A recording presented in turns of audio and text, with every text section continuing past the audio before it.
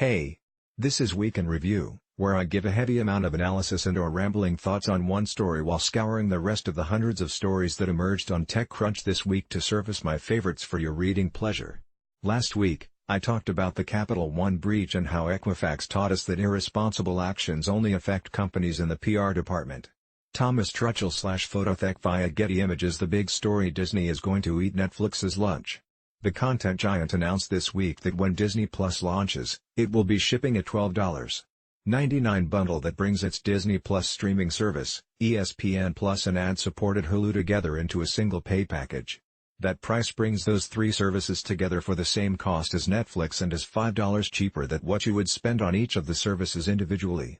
This announcement from Disney comes after Netflix stuttered in its most recent earnings, missing big on its subscriber ad while actually losing subscribers in the U.S. Netflix isn't the aggregator it once was. Its library is consistently shifting, with original series taking the dominant position.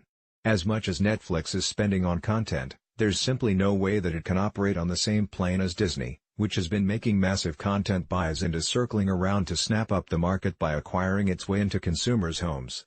Disney has slowly amassed control of Hulu through buying out various stakeholders. But now that it shifts the platform's weight, it's pretty clear that it will use it as a selling point for its time-honed in-house content, which it is still expanding. The streaming wars have been raging for years, but as the services seem to become more like what they've replaced, Disney seems poised to take control. Send me feedback on Twitter at LucasMtney or email lucas@TechCrunch. Come on to the rest of the week's news.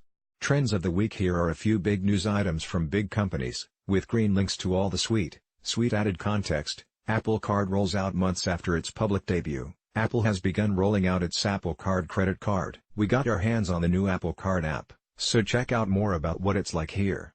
Amid a struggling smartphone market, Samsung introduces new flagships. The smartphone market is in a low-key free fall, but there's not much for hardware makers to do than keep innovating. Samsung announced the release of two new phones for its Note series, with new features including a time-of-flight 3D scanning camera, a larger size and no headphone jack.